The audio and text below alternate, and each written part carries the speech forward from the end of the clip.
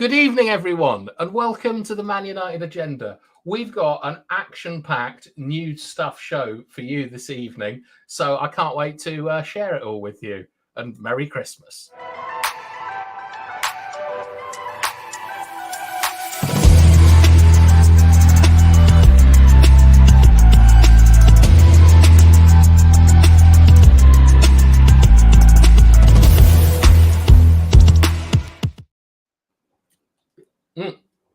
Sorry, I was just having a drink of water then. I must apologise for the show only going up 5 minutes ago. This is completely my fault, as for once I was entrusted with some responsibility, and it didn't go particularly well.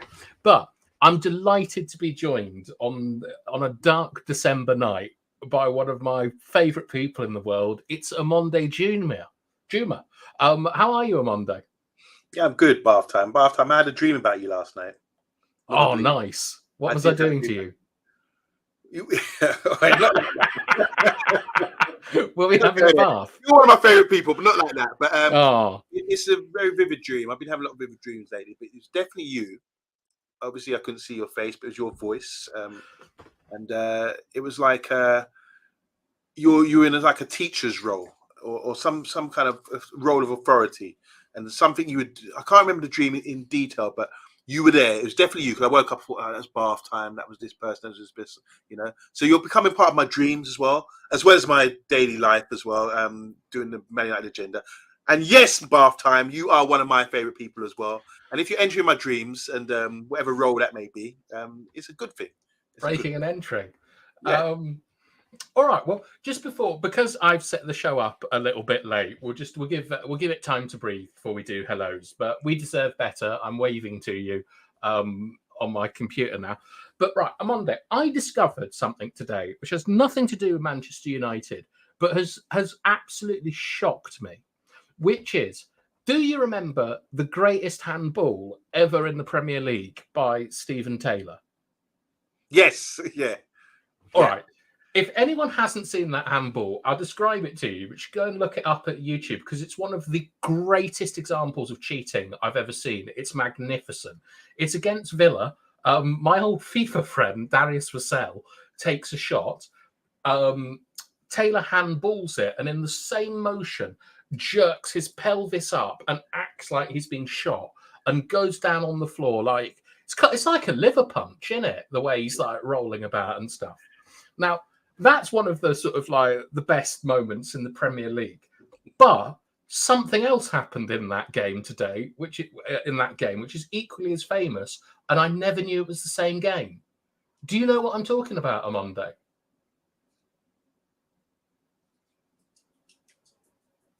Was it? It wasn't. No, it can't have been a fight between Kieran Dyer and Lee Bower. It's the same game. You're choking. No. I'm good. I'm glad I'm not insane. That's the same game. 3 red cards. Wow. So the red cards would be Stephen Taylor and Kieran Dyer and Bowyer. And Lee Bowyer, yeah. All three players got sent off for Newcastle. Yeah. Wow. I would never have known that was the same game. The only reason I thought about that, because I remember Stephen Taylor, I know the era is like 2000, early 2000s he was playing. And I remember Kieran Dyer and Lee Bowyer being a part of that side as well. But wow, I didn't know it's the same game. What an entertaining game. You got your money's worth there if you paid to watch that game. Yeah. Like, in chat, let us know if you knew that was the same game, because I saw a quick interview with Alan Shearer talking about it, and I'd never... Oh, wow. Those are two like really seminal moments in the Premier League, and I had no idea it was the same game. But let's also see who's in the house on Monday. So first up, as always, we got one of our favourites, Matthew Bassett. And we've also got Hydro, who's saying good evening. And Matthew is always bigging everyone up on the show and in chat, and it's so appreciated, Matthew. Like, it's Christmas, and you should let everyone know how important they are to you, and all of you make this channel what it is. And it's We Deserve Better, who's also waving at us. Matthew knew it. It was Newcastle 0, Villa 3, 2004, 2005. That sounds about right. But I mean, that fight. Can we talk about that fight between Bowyer and? Wow, just wow. I mean, I don't think I've had fights off the field with Yeah. teammates, but not like that. That was something intense. And Boya, his face, he looked like it was in a pub brawl or something. He was like, something must have triggered him to really be that mad that day. And Kieran Dyer, I mean, he got the worst of it, I think. And I think in hindsight, you look back, because fights on football only last for seconds. So you better get your dig while you can, And I think Lee Boya definitely won that with aggression. But Kieran Dyer, I think, was more overwhelmed by, wow, I can't believe you're doing this, before he had time to sort of react or get anything off, But funny, remember things. You ever had fights or anything like that? Oh, yeah. But first of all, it's funny how you can misremember stuff, but it's actually Dyer that's the aggressor in it. Like, I watched it again. Like, he comes from behind Boya, and if you see Boya coming off, his shirt is ripped to pieces. It was Dyer that really sort of like that really did it. But yeah, I mean, I'm a bit like you, where I try to not get involved with stuff on a football pitch. Like, obviously, we're going to fight the other team from time to time. Like, that's going to happen. But I was in Spain. I was in a big fight in our team where we weren't playing particularly well, but it was more off the field stuff, where there was a thief in the dressing room. Like, someone was stealing like cameras and phones, and I think our left back and our left winger like sort of basically did a Boya and Dyer, and it wasn't going particularly well. And one of them called the other one a ladron, and it all went, which means thief. Called them a what? Ladron. What's that mean? Thief. Oh, right, okay, yeah. And it basically went from what there, and that's the one that sticks out. But I mean, I think I told you, like, in the beginning of the season, like, and we played a team and they just started scrapping with each other, like halfway through. I mean, I'm always of the belief that like people are going to make mistakes on the pitch and all that kind of stuff, and you sort it out off the pitch. Like, you've got responsibility, even if you're playing in like a dog and duck team. You've got responsibility to that shirt. And I mean, I'm going to a Christmas party tomorrow, and there's going to be like old guys there who are like in their 60s or 70s who played for the club, and you're all connected when you play for a club, so you don't want to let anyone down. And you do all the sort of grabbing off the pitch, in my view. And like, look, Matthew Bassett, who sometimes comes in with pretty racy comments about what he gets up to on a football pitch. I've noticed them over the years, but even he agrees that it should be kept in the dressing room. Yeah. So can I tell a quick story? Of course. Yeah. All right. So last year, my team, Woodlands United, big up Woodlands United. Big up Woodlands. Last year, we had a game and we were at home. So when it came to sort of people were turning up late, and there's with WhatsApp and all that, they were communicating through WhatsApp. So we got a WhatsApp group. So there was a communication with going on between, I'm not going to name names, but John was already at the game, and he was arguing with someone who probably forgot to wake him up or forgot to pick him up, who was on his way to the game. So they were doing voice notes. So everyone could hear it. Everyone was going through it. So the voice notes were on the lines of, when you get down here, I'm gonna duff you up. But in like London street code, language, that sort of thing. I'm gonna F you up. I'm gonna do this. Oh God, just wait. I'm on my way. I'm coming. Rah, rah, rah. So one guy was on his way, vexed with the guy who was there already. We played the first half.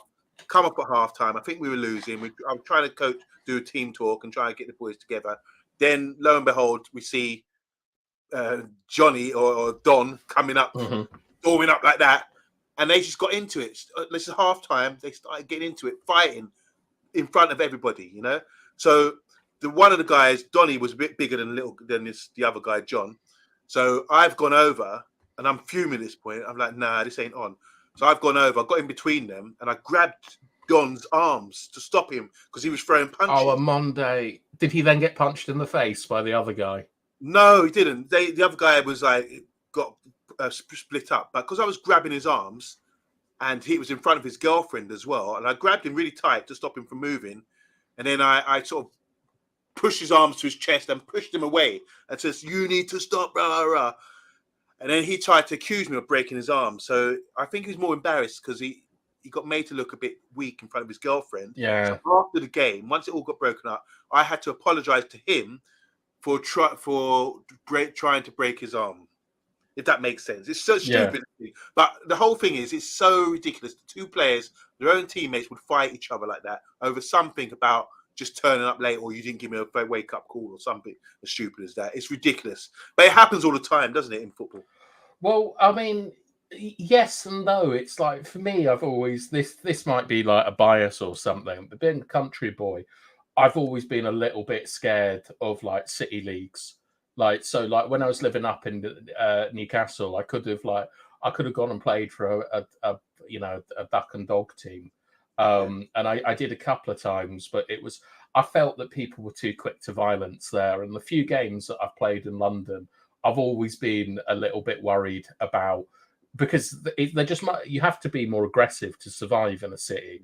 And when I was like living in Santiago and Buenos Aires and places like that, like I was in organized sort of like essentially professional leagues with decent referees, and you had training and stuff. So you didn't kind of get that sort of like I don't know, like ego and pride from people, like where they've had a terrible week at work and it's all about the football, and they come in and Dave, the left back, or I don't know, Juan Pagina, the central midfielder, hasn't given them the ball enough, and so they lose it. So I'm always wary of playing in sort of like City League, especially five-a-side. I used to play Manchester Super League, and that's the worst. Five-a-side is the worst in the cities. One more story. I organised a five-a-side tournament.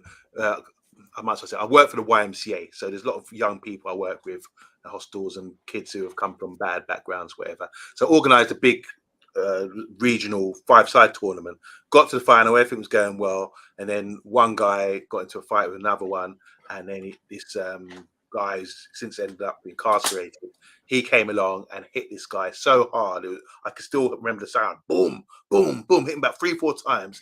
Swelling, just everything came over. And then the police, because they're all recorded, this guy just jumped over. I don't know if you know, in goals, they have these huge netting, to stop the ball going. He climbed over this fence and everything, had to run away. And I think, where are you running to? You're with us, Like, it was a horror. It was like Kevin Costner in Westworld, in Waterworld. But it's violent. It was pure violence. It was dread. The way he hit him so badly. It's brutal. It was really brutal. I didn't like it at all. And then the whole thing got abandoned. The police came because there's cameras. The guy was really injured as well. It's just one of the things. But it blows over. It's that seconds of rage you have, like Lee Boyd had. It blows over. I'm sure they went to the change room. You can't be like that in front of Bobby Robson, obviously, because he was Souness. I thought it was Bobby Robson, the manager. No, it was Souness, because he said he was going to fight both of them in the changing room. I think Bobby Robson. I thought that was Bobby Robson. Yeah, it's just you just misremembered it, innit? Like, it happens to me all the time. Like, I can't believe that almost 4 years ago wasn't 2016; it was 2020. It's absolutely crazy. But one last story I'll tell before we actually talk about news and things is the scariest thing I've been at is, I think I've shown you the pictures, but when I was out in Santiago, we used to also play in. We also used to play like on the foothills of the Andes in Ivan Zamorano's, like he bought like this sort of like five-a-side complex, and it was like it was about 200 meters above sea level. You could see out across the entire city. Hard to breathe? Sorry? Hard to breathe? Not at all. Okay. And like they also used to have like a DJ. So when you were playing like five-a-side, they had a DJ and you could request your own song.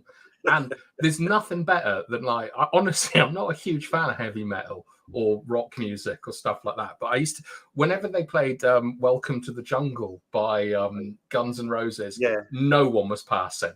Everyone was dribbling. Like, and in that game, like in one of the games I was playing, we got driven up on by some gangsters who were like, someone in a different team owed them money, and they just took him from like the car park. Oh, wow. It was one of the scariest things I've been involved in, and like that was terrifying. And no one could do anything about it. No, and it wasn't even a big thing. Like a sort of car pulled up that was much flasher than you'd normally suspect. the guy looked defeated. This sort of like this atmosphere went around the pitches, and everyone just sort of put their head down. And you know that feeling you get where you're in a dangerous situation, there's a predator around, and the guy just got in the car. I've no idea what happened to him or anything like that, but that's the scariest thing that's happened to me in a football match. Till this day, you still don't know if that guy's around anymore. Absolutely no idea. But on a happier note, what I can tell you is that the guy who used to, this is crazy, right? You know, like every sort of old man pub has this old man that goes around collecting glasses, and he sort of hangs around. There was this guy there that used to do that, and he was like quite an old guy. And after we won a tournament, we got absolutely shown up by Zamorano and his lads. Like, you know, that we were the young guns, and all these old like internationals came out and made us look like a bunch of little boys, to be honest. But the guy that was collecting the glasses went out with them, and I was like, what is going on here? And it turned out, I don't know how well known this story is in like Europe, but in like 1980s, like the mid 1980s, the Chilean goalkeeper was one of the most hated people in football ever, because in a game against Brazil, he had a razor blade in his glove. And he cut himself during the match and claimed that he'd been hit by something from the crowd. He got banned from football. Everyone hated him, but he was Zamorano's mate, and that was the guy that used to collect the glasses. Last guy. Oh my God! Around the Ganchers. And I tell you what, that man was old and wiry, and he was impossible to beat in the goal. It was crazy. But like, look, less about our old footballing stories, more about the comments. All right, so we've got some people in here. First of all, Matthew is saying that like the fight should all be kept in the dressing room, which I think everyone agrees with. And we've got Big G saying good evening, fellas. We've also got Matthew Bassett saying he's arguing with players in the car park, but never on the pitch or the sidelines. And we've got Double A, who's saying a grand evening. Big up. And it's Rajiji who's saying if you get over 150k a week, you should be getting your ass out of bed and be on time. Or Eth needs to tell the player that's always late the meetings will be at 8 a.m. instead of 9. I don't know what you're referring to, Rajiji. I don't disagree with any of this, but a bit of context would be nice. And then here's Big G, good old Sunday league football. I miss it. Well, it's never too late. Like there's leagues for like older guys, and you can, you know, the new year's coming, get in shape, get back on the pitch. Tottenham watching Tadebo's confirmed by Fabrizio Romano. And here we go, Hydro. I remember watching a doc about that keeper with the blade. Oh, wow. Yeah, well, if the pitch that he's if the five-side ground that he's working in is in that documentary, I used to play there every day for 2 years. Sorry, every weekend for 2 years. Would you guys have Sancho out and Greenwood out, or keep or get rid of both players? Amonde, what are your thoughts on this? Start with Greenwood. Going back to the razor blade incident, that's what they do in wrestling, isn't it? When they want to examine, like get a cut or something, they get a razor blade out, get hit from a chair, and then pull out their razor blade and cut themselves as blood. So well done, the Chilean goalkeeper. Not well done, the Chilean goalkeeper, Amonde. Here we go. So Sancho and Greenwood. Greenwood's playing really well. Really keeping tabs on him, playing for Getafe. They had a great 3-3 draw with 10 men the other day against Atletico Madrid. They're doing really well, and he's playing well, and he's getting rave reviews out there. I would, football side, for football, this is just purely football. Don't start cussing me or nothing.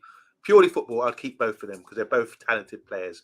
Then you've got to try and have an operation to change their attitude. If you can do that, you'll be successful, and you have good careers. They're both young as well. Such a shame to see talent like that gone. We've had our Ravel Morrisons. We can't be having this again with these two. It has to stop somewhere. What do you think, halftime, about these? I'm getting rid of both of them, to be honest. Greenwood, I've seen the highlights of him playing against Atleti, and my cousins are big Atletico Madrid fans, and they said that it was really impressive, his performance. He looked like a player that was just beyond what Getafe should have. But I know Greenwood hasn't been done on any sort of criminal charges, mainly because he's gamed the system. But I don't think we should judge people on if they're criminals or not. I think you should go off the sort of moral standings. And for me, I think that with all the sort of like women that are interested in the game and the example that footballers have to set, I think that we should obviously try and rehabilitate Greenwood as a society, but for the football club, I think it sends the wrong message that if you're talented and you've got money, you can do what you want. And with Sancho, I'm less get rid of Sancho than I am Greenwood, because we don't know the full facts of the matter around what's happened with Ten Hag. But I also think that it's not good for the club to have Sancho around, and we should be focusing on our club, which is a community club. And I think that both of them damage the community, so we should get rid of them. Am I being... Well, it's for another show. I would be bumping heads with you if we had more time. Just to add as well, Greenwood, he takes his penalty with his right foot, which is apparently his weaker foot. His stronger foot, he says, is his left foot. But he takes his penalties with his right foot, and he does have good record with his penalties. Because when he was like 13 years old, they're playing Man City, and he missed one with his left foot, which is a stronger foot. So since then, he's focused on taking pens with his right. I wish I was that talented to be able to shoot with both feet. Really? I actually do that as well. I take corners on my right. What said in swing them? Are you left-footed? Aren't you? You're left. I'm left-footed, but on right. On the left-hand side, I take corners on my right. Because when I broke my left leg, I had nothing to do. You know, I couldn't really do anything, and it was really weak when I came back. So I spent a lot of time hitting that tennis ball on the plough. Oh, wow. And just as effective with your right Sorry? foot? Just as effective with your right foot, your in-swinging corners? Yeah. Oh, good. Okay. Well, no one can say nothing then if that's the case. Yeah, well, I mean, I've like all I did was like I'm good. I'm really good at two things. One is headers, but I can't jump, and I'm quite small and I'm quite weak, so it's completely useless. But I'm very good at heading a football. But like all I did was do set pieces. Basically, that's how I got into most teams. Is I'm a bit of a James Ward-Prowse. I'm very good at deliveries. But anyway, less about me and all this sort of stuff. We got a show tonight for you boys, and this is what is on the cards. The Super League is back. We've got some stuff on Sancho. We've got stuff on Varane and Casemiro. There's a news story about a man parking his car.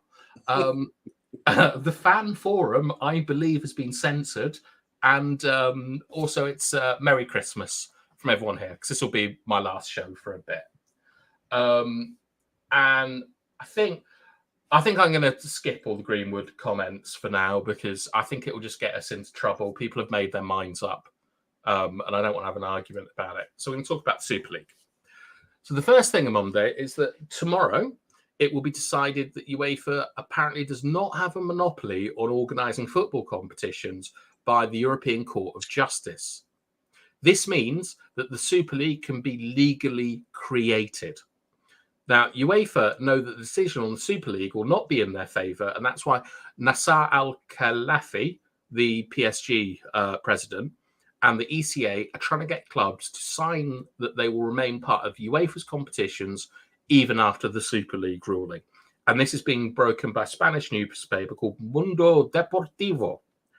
So first of all, is anyone in favour of a Super League? I think I'm waiting to hear from the comments about this thing. We come around full circle, haven't we, with the Super League? Everyone was against it initially. I don't think we really initially understood what was going on. Is it for the benefit of football? Is it for the benefit of major clubs? You know, I'm of the take that I would like to see out of all the football clubs in the football league, all the way going down, all the way filtering all the way down. I want to see a bit of balance there.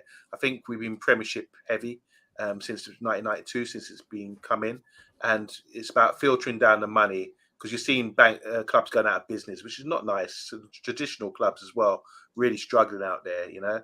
I would like to see if this is a decision that's going to be made.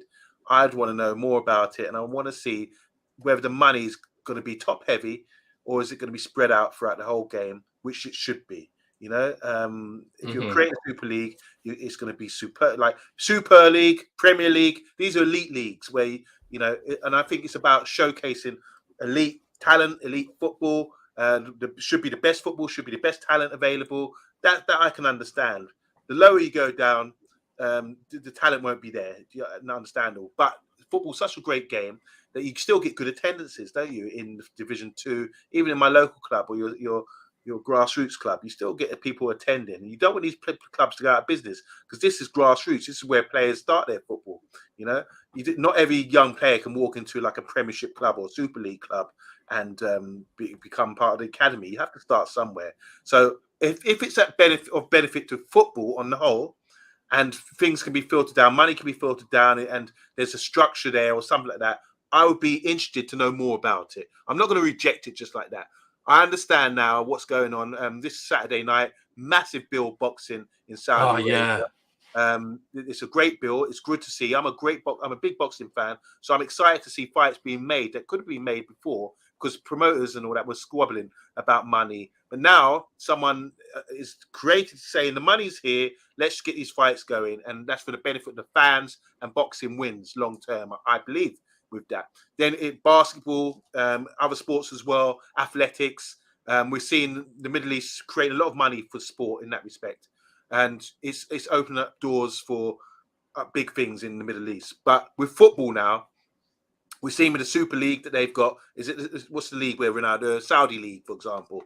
That's taken off, and these sides now are apparently. I heard one of the players say the other day, some of the sides in their Saudi League would be competitive in the Premier League, and that just like that, in the space of a few years. So they've done really well, and I think you cannot stop this force of money being invested into different sports to big up, whether it's football, athletics, or boxing or whatever. It's happening in basketball as well. It's happening, and you can't stop it. But the fans need to know what happens next, because fans need to go to games. We want to see good brand of football, and we don't want to see our traditional Premier League or domestic leagues, our European cups that we play against other European teams. We don't want to see that destroyed, or that structure destroyed, for the sake of money and sitting down and getting a subscription to watch this top class football. Otherwise, you're going to lose a lot of fans. Yeah.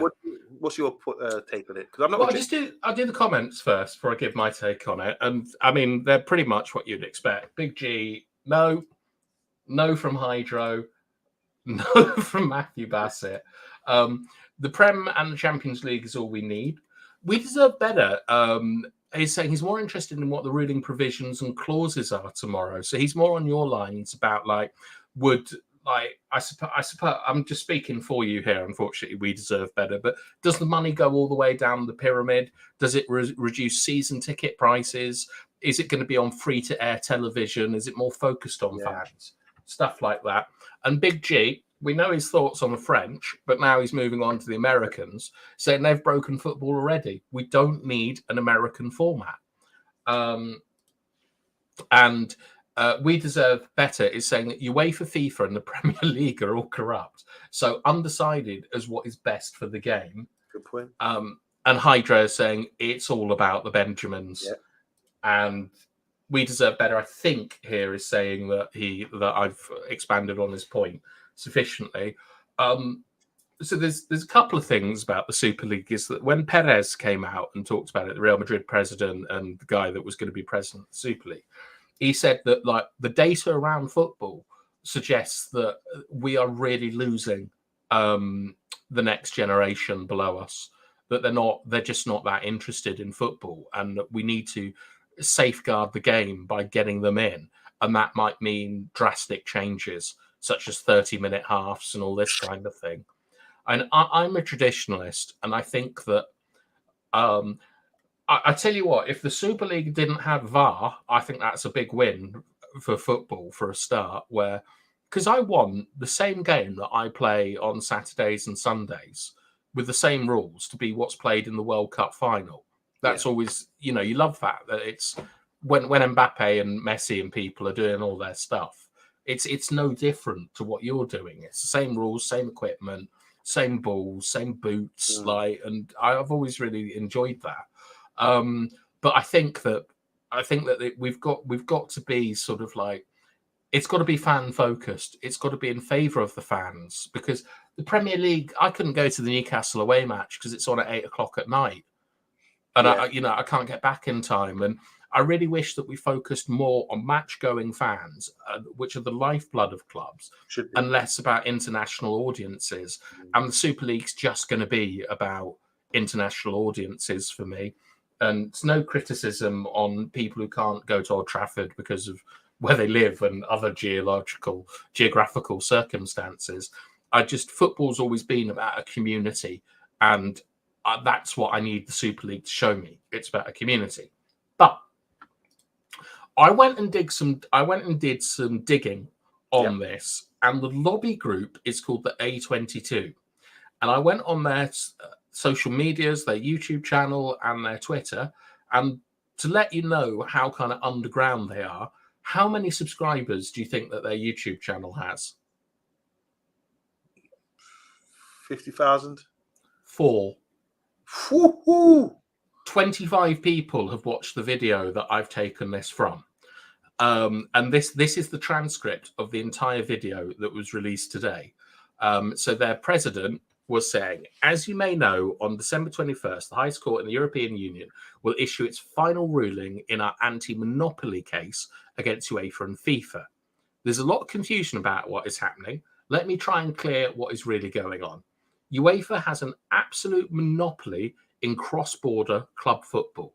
The court will determine whether this monopoly is allowed to continue or will fail. So essentially, UEFA is in charge. UEFA, is in charge of all European competitions, regardless of club, and that's a monopoly. There's only one person that's able to do it. So all domestic leagues are operated and managed by the participating clubs themselves. It's only at European level where clubs have no say. We firmly believe in the court and the European Union laws which guide it. After reading the resolution and confirmation of UEFA monopoly is illegal, we will finally be able to make public the outcome of more than a year of conversations, and will propose an open European competition format for more than 60 clubs, making sure all clubs are treated equally and fairly. So what I take from this is Big G was talking about we don't need American models, which I presume, Big G, you're talking about a lack of relegation and promotion. An open European competition format suggests to me that it will be done, that there will be some sort of you'll have to finish in your league somewhere. It won't be closed. More than 60 clubs. I don't know how many are in the Champions League at the moment, but that's a lot. But all clubs are treated equally and fairly. That's going to be about distribution of money, I feel. Yep.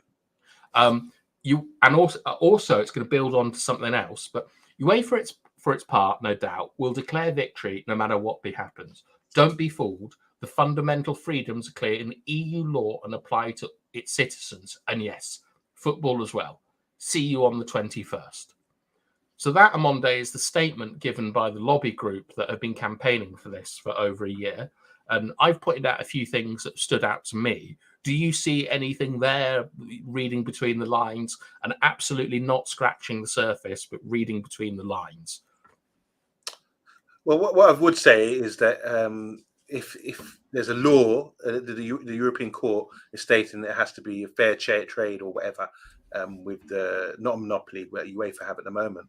But the problem, if UEFA open it up, they've still got charge. It's like me and Rebels setting up a burger bar and trying to compete with McDonald's, who are already established. Most people would go to McDonald's. You see what I'm saying? So most people would still, if there's freedom of choice, and you'd still go to UEFA because that's the model. That's even if they did open it up for everyone else to create their own kind of competition or league. I don't think they could compete, even if they did give license for them to do that. All right. Well, just before I address that, I want to just get our comments in. And Hydro's saying that's because this is talking about why young people are not as interested in football as we all are. That's because ticket prices have made it so young lads and girls can't afford to go to games. And we said better is following out saying the profit from the game comes from merchandising and not us legacy fans, unfortunately. A legacy fan was a term used to describe what I would consider to be a football fan in the first Super League. And Emma Kay, live and direct from Denmark, is saying, people don't care about football like they used to because it's effing expensive. No reason to be interested in it if you can't afford it. And Hydro is saying 4 likes. Come on, peeps, hit the button. To be honest, instead of giving us a like, I'd much prefer it if you just wished each other Merry Christmas and stuff like that. Don't worry about the likes. Just be nice to each other. And I forgot. Right, that's what I was going to talk about on Monday. Read in between the lines. No. In cricket, there is a sort of Super League in India, and many years ago in Australia, I believe, yes, he tried to set up like some sort of rugby league or rugby union, like breakaway stuff. But all the time, the big pressure that came on the players, basically, was that they wouldn't be allowed to compete in international tournaments. Yeah. And now that they've mentioned UEFA and FIFA, I think that market forces will direct where the players go, where they can get the most money, and that where the best players go, most people will want to go and watch them. So I think it's one thing that's really important is that the anti-monopoly cases against UEFA and FIFA, so these players can still play in the European Championships and in the World Cup. So I think that this probably will work, and I would get behind it if it puts fans first and doesn't damage the domestic leagues. Yeah, for me, makes a lot of sense. Like I say, I'm not the best when it comes to sort of all this sort of business side of thing and understanding that. But yeah, if it benefits football, then it's worth looking into. But I don't know. You talking about the Spanish Real Madrid president saying that in the next generation, fans it's dwindling with fans going to games. I don't know how true that is. What are the factors that are making fans not get involved in football anymore? Youngsters. It seems to me the football's still massive, even if they're playing computer games or they're watching YouTube videos of skills and whatever. I think football's still massive, but the culture of going to games on a Saturday afternoon at 3 p.m. maybe that's gone on. Okay. Like, I mean, I'm a huge proponent of the 3 p.m. blackout.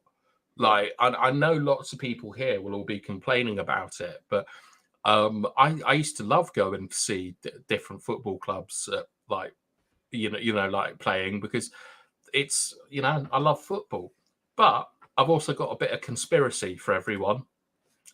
Are City to blame for the European Super League?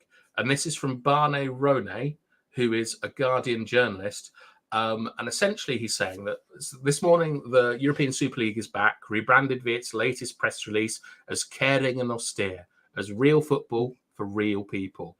But above all, empowered by the startling case of the Premier League versus Manchester City, a charge sheet of alleged financial chicanery that may, by the law of unintended consequences, have handed the ESL a significant angle of attack. And if you go back to the statement of the A22, there's something. I can't see it, so I'm just going to move past it really quickly. Financial fair play, of which United are currently terrified by because of the Everton sanctions, might have strengthened teams like Manchester City, who I believe were the first British club to pull out of the European League 2 years ago, in order to join it, because not only does it increase their finances, but it stops them basically getting penalised for what they think is okay. Do you think that this is a step too far? City are owned by a Middle Eastern king, is that right? Or they're owned by the state of Abu Dhabi. Okay, Abu Dhabi is owned by the state. So, and you're seeing like the top of the Spanish league at the moment is one of City's sort of feeder clubs, isn't it? Or one of their sort of secondary clubs as well. It seems to me that long term, when you're getting all these states and Middle Eastern companies with the oil money getting involved in football, they will have more say about the direction of football, and how they want it to be seen. So I to be honest, bath time, I don't know enough about Man City and their charge sheet and what's going on, but maybe you can help me and just explain a bit more. We'll move past this. We'll do the Okay. comments and stuff, and we'll get on to our next story. But We Deserve Better is agreeing, saying clubs are wanting to give the European body the finger, and the Hydro is saying "Merry Christmas, you filthy animals." Which is that from? Is that from the fake film in Home Alone?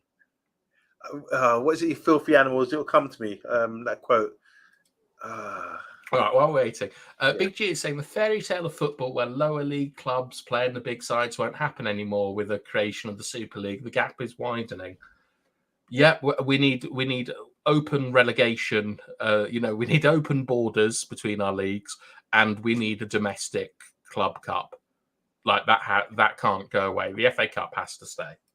And we got Matthew Bassett wishing everyone a Merry Christmas. Merry Christmas to you and your own, Matthew. And look, it's Andrew Williams who's going to come in and tell us why we're all idiots. The main reason why Perez wants it to happen is because Real are in debt massively. That's true. It's all about money. Same with Barca, Juve, United, etc., etc. Andrew's agreeing. Oh, no, he's not. He's saying money is part of it. Also, the legacy of COVID. People got interested in other stuff. Additionally, choice of other things to do is rising all the time. I completely agree. An easier life means less interest in football for kids. I was wondering about possibly younger fans decreasing in the future. By what measure are they making such a statement? I believe they had I believe they had some sort of data metrics which we're not privy to, but I think that when you look at the reaction to this data that they have, they are a bit scared that fans are deserting football. And MK is saying, then why should they struggle like everyone else and maybe use their academy instead of buying £100 million players? And we got Teddy. Hello, Teddy, and Merry Christmas to you. And Big T saying, yeah, it was from Home Alone. And we'll just get Andrew's reply to Emma saying, 100% convinced that our route back to the summer of English and European football is only achievable by generating our own talent. So once again, Andrew is supporting Scott McTominay, which we love to see out here. All right. Our next story on Monday is the 14th installment of the Sancho saga. Oh, all right. I know. So this is coming from Melissa Ruddy, who is the one of the chief reporters on Sky News, and I believe she's in a relationship with Sadio Mane and is often accused of huge bias towards Manchester United. But I think she does a really good job. So she's saying here, and if an exit route does not materialise for Jadon Sancho, United will consider severing ties instead of trying to recoup some of their £73 million outlay. This will form part of the directive to strengthen football operations when Ineos' stake is ratified. United will be more willing to terminate contracts if it's for the greater good, and discussions to this effect have taken place over Jadon Sancho. Wow-wee. So basically, they're willing to write off the transfer outlay they put on 73 million and let him go for nothing. Well, you see, Amonde, I just don't believe that. I don't believe that they will that will happen. I think it's more of a sort of like a carrot and a stick approach, and it has reminded me of one of the great sort of chronicles of the Premier League. Because I think that if they sever ties with Jadon Sancho, they have to pay him out. Like, he's not in breach of contract, is he? Okay. So it's not. So the £73 million outlay, that's the transfer fee. They've also got to pay his wages. Yeah. Because it brings to mind this man here. And does anyone in the comments know who the boy on the right is? And we'll just have a look at the comments. So Andrew is saying, so we'll sack Sancho for having a strop, but not Mason for beer. Okay, I shouldn't have read that. We have to try and get money back. FFP is crucial. if we sack Sancho, more people will act up. Someone will come in for Sancho. It's if he wants to go or we accept the price. And then Andrew's got it. Mutu. Okay, everyone. And I don't know if I can show that word, but we all know what he got sacked for. So this is Adrian Mutu, and he was fined for various lines, Amondo. So he was banned from 7 months for cocaine use, and eventually, through a series of sort of different things that went on, he has to pay Chelsea £17 million in damages because he broke his contract. Yeah. Now, Sancho's crimes is that he criticised the manager on social media, and he's been training by himself while he completes a disciplinary program. My view on this is that Sancho hasn't broken his contract, like that we can't sack him for breach of contract. We can't then sue him to get the money back. And because of this, I think that this is extremely unlikely that Sancho will be fired, because it leaves us open to so much. It leaves us open to so many legal things. As Andrew said, we've got FFP issues. Like I just can't see this happening, and I also can't see the club writing off what I imagine would be 100 million with his with his wages. And it's a big story, and I know it's not particularly interesting.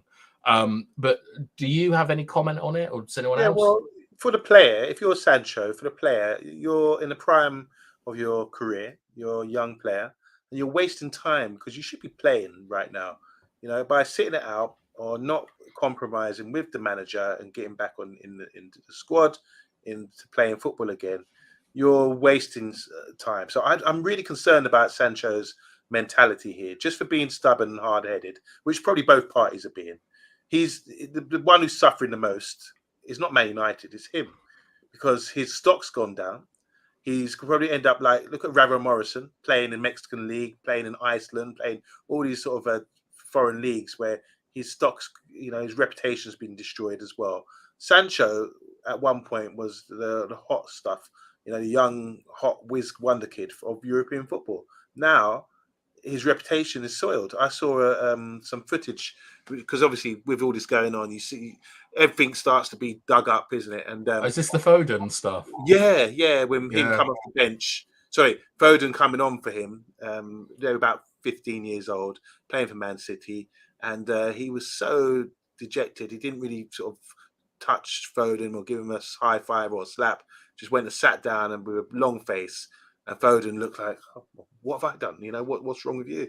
And that showed back then that he was obviously not happy with situation going on in the club, or decisions made by the footballing side of things on the club. So, I'm disappointed with Sancho. I just think, in hindsight, he's going to look back and say, I've wasted a lot of my career, wasted months and months and months. He's not suspended. He's not been fined. He's not on a ban. He's able to play. It's just a case of, just dropping your pride and just getting back in the team for the sake of playing, and then arrange your move to go. But the fact that he's not playing is destroying him and his reputation, and people move on. Then the next wonder kid's going to come along, and he's going to be tarnished with someone who's got a bad reputation and not to touch with a barge pole. Yeah, I mean, I don't really like talking too much about Sancho, because I don't think we know the whole story about what's going on. And I saw some quotes coming out today from Rooney, and Rooney was talking about his famous boxing match with Phil Bardsley, and he said that he went to see Van Gaal, and he was like, "Look, boss, I'm really sorry, but this has been leaked," and showed it to him, and Van Gaal just fell off his desk laughing about it, and said, was like, "Don't worry about it," and things. So I sort of wonder if this is just two people that don't match in Ten Hag and Sancho, and it's gone too far.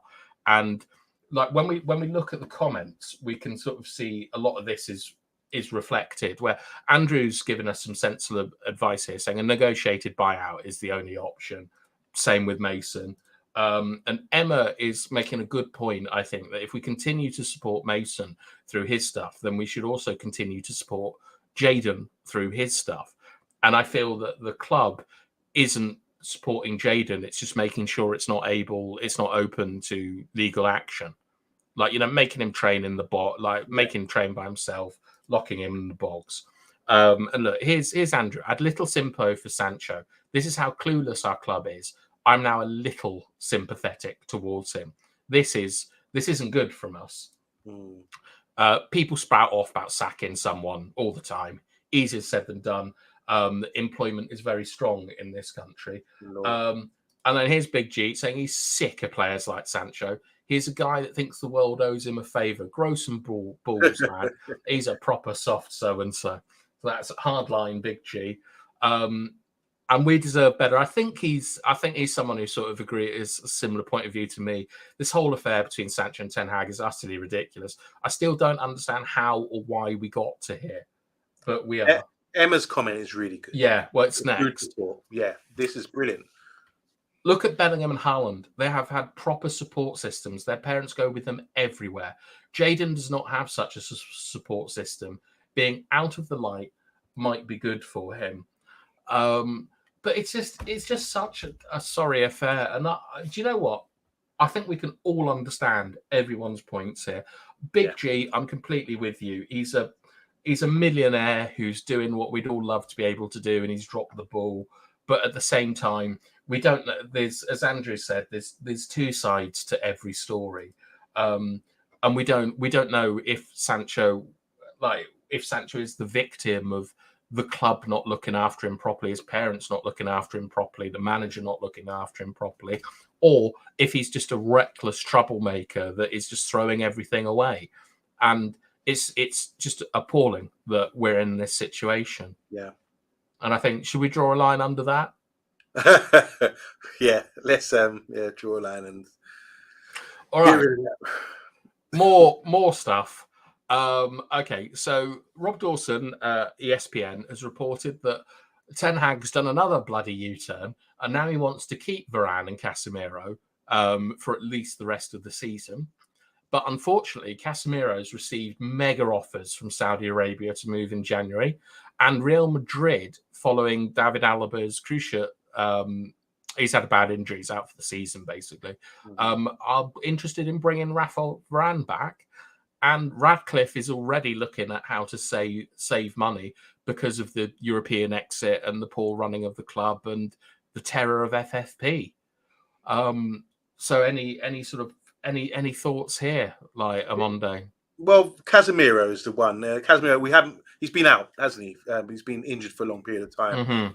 And when we look at the midfield, Casemiro's gone out, and it's given license for the young Kobe to come through.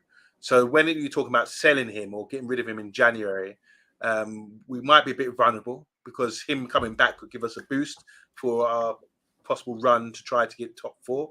But based on the last point today, bullet point about coming out of Europe and having to save some money, if the deal comes through, we spent some money on him, he's on big wage. I think it would, if we get 20, 30 million for someone like Casemiro at this stage, I think we should take it. I really do. I think most fans would understand that as long as things are transparent. If only fans could read things like this, the way you put your points across, is bullet points say, look, this is the situation. This is the reason why we might have to sell somebody. Fans would understand more rather than just selling someone and not being so transparent about it. We need to be some clarity. Say, why would you sell Casemiro? You might like him as a player. You might think, oh yeah, we can make top four, but I just genuinely think that he's been out. We've tried to get on without him, and we can't be sort of worried about one player. I think in defence we need to be a bit more secure, but I wouldn't sort of worry too much if Casemiro did go to Saudi Arabia if an offer does come through. I don't know if you think that's legit. No, I think that's a really good point, Amonde, because once again, we're doing a rebuild, innit? Yeah. Hopefully we're literally rebuilding the stadium as well. But the way that I would look at it is that I think Casemiro has to go. Varane has to go eventually. Like they're not part of United's future. But it's whether losing them now damages us for the season. So if Casemiro and Varane move in January, does that stop us getting top 4, top 5 and a trophy? I'm not so sure it does. I think top 4 is probably beyond us. That 5th place looks in danger from European performances, and we're only in one other trophy, which is the FA Cup. So I'm not sure that losing Casemiro damages our future prospects in the immediate future. So I think, therefore, we should show a bit of financial prudence and plan for the future, because next season it's going to be one game a week, I think. Yeah, really good point. Yeah. So it might be time to trim the fat. Yeah. And just looking at the comments, I've noticed that we have a new person in tonight, which is the Alpha Eagle. Hello. And he's saying the feud between Ten Hag and Jadon Sancho needs to be put to bed. The longer it carries on, the more damage it will do to the club, between players and the manager. And I think that's a good point, where he's not saying the player and the manager, it's the players, because Rashford, Shaw, Maguire, they're all probably on very good terms with Sancho, and seeing him having to get changed in the bogs will affect them. They will. You look around, and then Double A is saying that Donny van der Beek's gone on loan, which is true. U-turn. Ten Hag has never said he wanted to get rid of Varane or Casemiro, just journalists creating conflict stories on anything regarding team selection. Well, I think that that's fair to say that Ten Hag's done a U-turn on Raphael Varane, because he didn't want to play him at left centre-back. He seemed to be frozen out of the team for the majority of November through to December, and he's come in. He's performed extremely well, and now Ten Hag is actually, I wouldn't mind to keep him. That's my reading of the situation. Look, it's one game. He played well, against Liverpool. A lot of people gave him man of the match. But that's one game. We've got a number of games coming up before the new year. Let's see how we feel in January the 1st about Varane. Hopefully we can come back to this one. But with Casemiro, I do think there would be interest from Saudi Arabia. He's still got a lot of stock. He's a top player. And it would be a good signing for any of these clubs out there. And we could cover the wage bill as well. So I'd keep Varane, and Casemiro. I mean, if you get an offer, I would take it. Okay. And look, here we've got Stephanie Griffiths in, and every night Stephanie comes in and gives us tells us how many likes. We don't ask her to do it. She does it by herself. She likes supporting channels. So instead of liking the video, I just like all of you to wish Stephanie a Merry Christmas, because we really appreciate what she does. Happy holidays. Yeah. And she's also saying that the class of 22 needs Casemiro and Varane till the end of the season. Need a blend of youth and experience, in her opinion. And I suppose if we are getting in a young French defender, it would make sense to keep Casemiro. And Emma is saying, the thing is, I would like to have Casemiro and Varane in the squad for youth coming through, which seems to be like a really sort of like consistent point that everyone is saying. Like here, Alpha Eagle saying, I keep them until the end of the season, but at the same time, I would like to sell them both for a profit to invest for the rebuild of the squad and the future of the squad. And that's kind of what I'm on.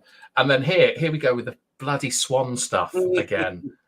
And Emma K is saying, Merry Christmas, everyone.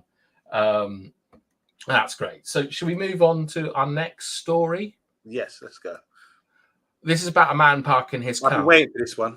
Right. What the hell is going on here? So this is about Kobe Minu. Sources at United say Minu has remained completely calm amid his recent prominence. A club source that said Manu's feet are so firmly on the ground in a manner rarely seen from players at that stage of their career. Manu is continuing to use the main car park at United's Carrington training complex rather than driving around to the first team car park behind the main building. The England youth international is also still living with his parents.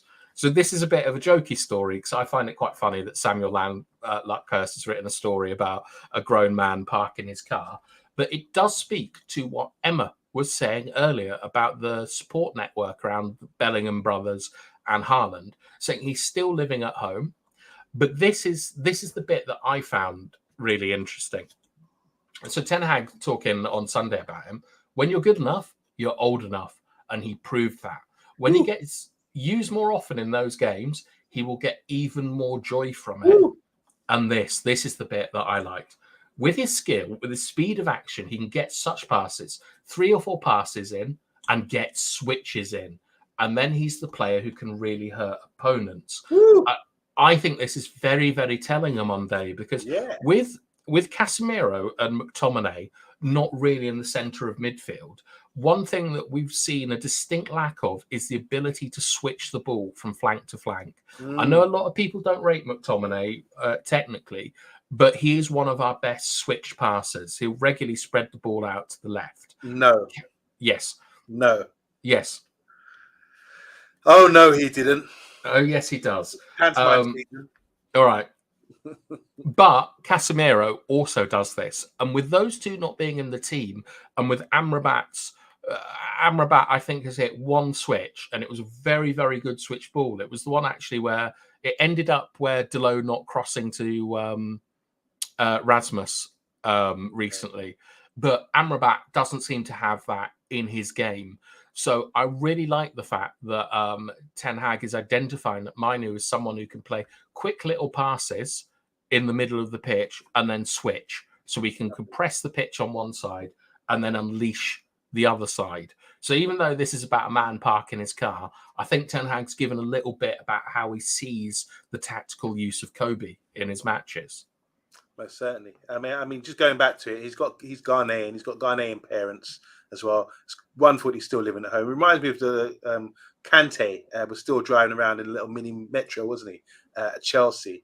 And you want to see some sort of humbleness. He does want to be part of the first team car park, the flash kind of thing. He's there to train. Nothing's changed, even though he's been promoted into the first team and getting games. He's obviously still mates with the guys in the under 18s, the people he's grown up with in the academy. And he's not going to be a big I am and forget about these guys. He's still got his feet firmly on the ground. And I think I'll give something, like we were talking about African players yesterday, and Marino's loved them. My manager works African as well, Ghanaian, and she's very strict in a good way. She's very strict in a good way with the kids, and they're very grounded. They're very edgy. They get involved in education. They're very humble, very polite. I'm just generalizing here from what I know, and the Ghanaian culture is really nice. One of my friends, Robert Lloyd Taylor, boxer. He's a boxer. He won prize fighter actually a couple of years ago, but his son is now boxing. They went there over in Ghana and they had a fight on the 19th yesterday, and they won the fight. Luckily, they've done well. He's got his 4th pro fight, but he was saying as well, the Ghanaians are so friendly, so nice, and so really family orientated as well. So seeing this guy come through, a bit like Welbeck, he's Ghanaian as well, and you don't see any sort of anything like negative about him coming out. It's great to see how grounded he is, and I don't have any fears or concerns about him being caught out in nightclubs or any scandals with him based on what we're hearing there. And then obviously with the tactical side of things, what you're saying there, I totally agree. We know his game. I love his game. Even rival fans are talking to me about how wonderful he is as a player. He's just fantastic, isn't he? You talk about Sergio Busquets and players like that. He's got that about him, in my opinion. I don't know about the switcher play. I haven't seen that in the locker yet, where we can ping balls from left to right or whatever diagonals. I haven't seen. He got Garnacho in at the weekend. I haven't seen. That was. Oh yeah, sorry. That weighted ball. I was talking more like a big left to right. That was a big left to right. It was more like, I thought it was playing a man in.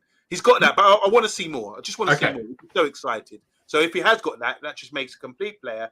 And when you see him, like, he's never phased. He doesn't look phased. Coming on 3 away get matches like that at St. James's Park, Goodison, and then at Anfield, and just being so composed on the ball. And even he's the sort of guy, like the Brazilian goal in 1970. What Carlos Alberto scored. It was such a beautiful goal. Halle got the ball just outside the box, and he done a Kobe Mainu where he doesn't care about trying to shoot or something like Liverpool players were on the weekend. He just rolled it in for Carlos Alberto. And that's the sort of thing, what makes the beautiful game. And that's what makes Kobe Mainu a wonderful player as well, because he's unselfish and he gets off on building as a team. So what a wonderful player, what a wonderful young man. I'm really happy that he's part of us. Well, look, Andrew, Andrew and Double A agreeing with you, where he has to start another away game against West Ham this weekend, which will be all his starts will have been away from home, which that's a lot for a young player. But him and Bellingham look like a natural pair, and we deserve better. Saying Lutcast doing some damage limitation for his own relationship with the club with this warm article from him. Couldn't agree more. Samuel Lutcurst is the leader of the evil British media. He's a criminal mastermind. Big G is saying Mainu is the new Paul Scholes, but deeper. So obviously when Scholesy started, he was more of a sort of like a central attacking player and dropped more during his career. Cantona also, number one, was more humble in terms of lifestyle. He drove a not great Escort and lived in a 3-bedroom ex-council house in Manchester. And then look who it is. It's Stuart Marshall. Merry Christmas, Stuart. And Andrew is also remembering that switch pass that Mainu made, saying that was an unreal pass. And then here's Emma Kay saying, look at Garnacho. He might not be humble and is a bit arrogant, but he's still got a good support system at home and at the club, it seems. And Stephanie is saying Mainu has excellent composure and radar-like senses. Wow. Here's Hydro just having a little sing-song to himself. I prefer, the Christmas Cantona song. But what's our last story? Oh, yeah. So this is probably the one we'll finish with, is that last week there was another one of the fan forums. And I went through and I read the whole thing, and it was by far the most boring fan forum yet. Absolutely dreadful. Nothing in it.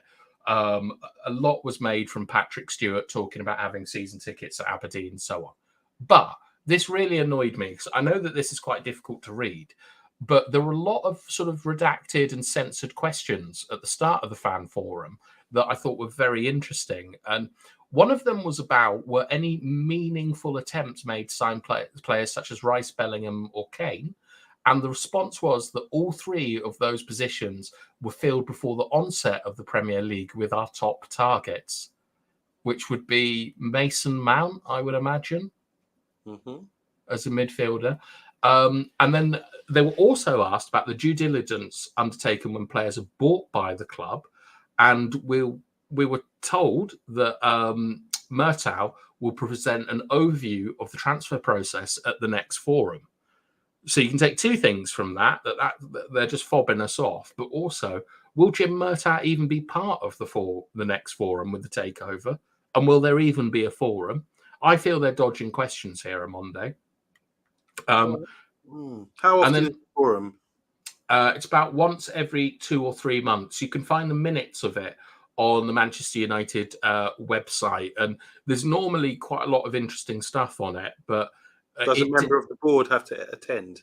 Yes, like Patrick Stewart, the interim CEO, is the one chairing it. Not Patrick Stewart, the Enterprise. No, not from the Enterprise. And anyway. And then another representative was asked why the last 4 managers have only been successful in the in the short term and not the long term. Like, what's that all about? They've dodged that question and moved on to stuff about FFP, saying that FFP is a problem for the club because, it limits what we can say. And then someone's come in and said, is it a problem because of the interest payments the club has to pay as a consequence as a debt accrued by the owners? And they've dodged that question as well. And what they have published is questions about season tickets and work in the community and the ongoing debate about the tram line. And I just find that it's quite interesting that that they're not talking about questions that we really want the answers to, about our transfer policy, about the debt, about the FFP. And if you are an overseas fan or you're a season ticket holder or you're a member, I can give you the names of these people in the next show, and you can write to them and ask them like the questions that you would like asked at the meeting, and then it won't be answered. So yeah, that's what I've got for this That's evening. That's rather typical, though, isn't it? Board members, they obviously cannot discuss certain things with the fans and the public. They have to keep it behind closed doors, and because it is militant as well, they have to be careful about what they say. I do understand that. So, talking about the question you referred to about the manager, why is there so many short-term managers? That would mean them having to sort of explain, be it personal, say they failed, or Louis van Gaal wasn't good enough, or he came, didn't succeed, or thing. I'm sure there's things they cannot really be seen to be saying, because that would create headlines. Whereas this is just a small minute, not many people reading. Suddenly, if there was a big headline, they did say something, all the top journalists will be taken out and making headlines out of it. Well, I mean, they have said something really interesting at the bottom, where someone's asked if the manager has the right support from the club, and stressed this should be communicated to the wider fan base. And then they've said, yeah, the manager's strong support, and underline the importance of a long-term approach. And I mean, that would be much better if that was communicated, I think, directly to the fans, rather than me being an idiot, having to go and look at the minutes. And I don't think that this is how a fan forum should be used. And it's meant to be about open communication. And none of the responses are minuted; they're just paraphrased. And I find it annoying, if I'm being honest. Maybe they should film it and do a live stream or something like that. If that's because we're living in an era of what do you call these meetings? Like Zoom meetings and that kind of thing. They should make it a live stream for Man United fans, so we as fans could tune in and say, "Oh, the forum's on," and that would really put them under pressure. The board members that do attend, and suddenly they'll be calling on sick and all that kind of thing. By the way, it's Stephanie Griffiths saying, "Bath time, you're just like Data." Yeah, I just highlighted personality chip. Who's Data? Data is the android from Next Generation. Oh, for God's sake! But it's very wide. Data is one of my favorite characters, by the way. And make it so. That was Captain Picard's favorite line, as well as engage. And we are engaging right now with you guys, so keep them coming with all the comments, please. Yeah, I think that's a great idea by myself to make it a live stream rather than these sort of small minutes. Make it a live stream. Here's the fan forum, and then you'll get more participation and people more interested in sort of talking to the board. You need to close the gap, don't you, in all kinds of companies, all kinds of things, to get from the top board to the people on the front line, the fans, and all those people need to be closer with their communication. And if you do create a sort of live stream or Teams meeting or something like that, I'm sure the numbers would be great. I'd definitely tune into that. Well, I mean, Andrew, this is probably one of the reasons why it doesn't happen, because Andrew's saying he would ask about the advice given by Heath about the signing of Anthony. And then Teddy is saying it's not like Patrick Stewart doesn't know what's going on. He's been at United around 16 years on and off, mainly in his role as chief financial officer, I believe. And Emma Kay is saying that they should just say, look, legally, we're not allowed to talk about this, instead of dodging questions badly. And Teddy's pointing out that you can actually, you just need to register. So maybe for the next show or next year, I will find out how you register and tell everyone. Imagine doing a watch along with Mr. B on the fan forum. And then Bath time is Data, Isamonde Worf. Is that the big black Klingon? Yeah, and Michael Dorff. I think his name's Michael Dorff. His name's Worf, the actor. Yeah, great character, Lieutenant Worf. He was the security officer and tough guy as well. But he became more human by being around the stars of the team. But yeah, great series. I think Star Trek: The Next Generation is one of my favorites. I'm an actual Trekkie, officially a Trekkie. I love that series. Amazing character. How can you watch that and not Lord of the Rings? I just don't get it. The characters in it, the acting is fantastic. The characters, you get drawn into the characters, and no matter what it's about, I don't believe in space or anything like that, but the story, the characters draw you in.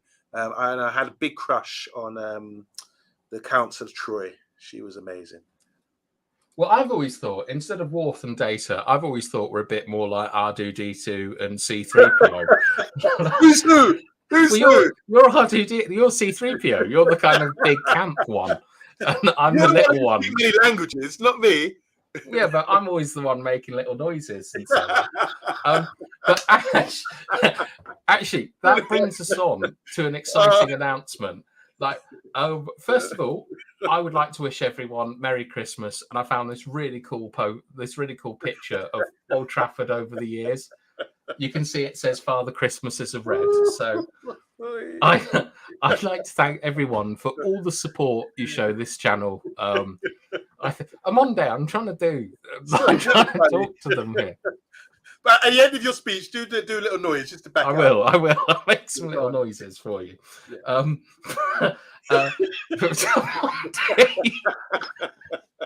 Right. I've got exciting news that R2D2 and C3PO will be returning next year, because I think with one game a week, we're going to be bringing back the eye test. As it's time to sort of like get more into tactics and animations and things.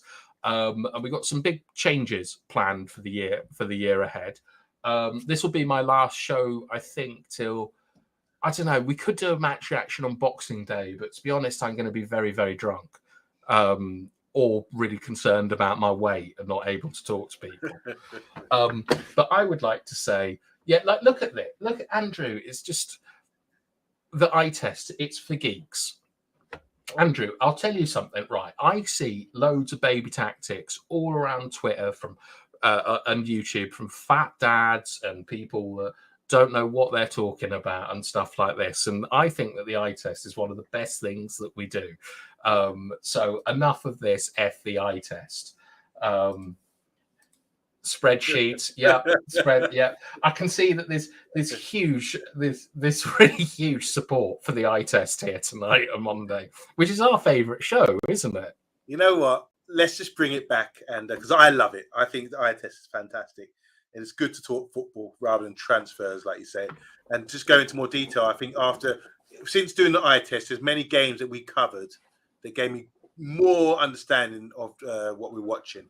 Sometimes you sit there watching games, and sometimes you can think, I'm going to go to the kitchen. But now, it seems since the eye test, I'm sort of locked in and watching games from a different sort of perspective now, and getting better understanding of the game. So, guys, I advise you to vote a yes to the eye test.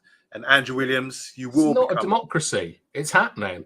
Yeah, Andrew, you will be assimilated like the Borg into the eye test. No doubt. I mean, like Andrew, we might get Dora on it to create your worst nightmare, corrupt her even further with like single pivots and La Salida Volpiano, and like because you go and ask all these other people talking about tactics to describe what a pivot is in one sentence and see if they can do it, because I don't think that they can.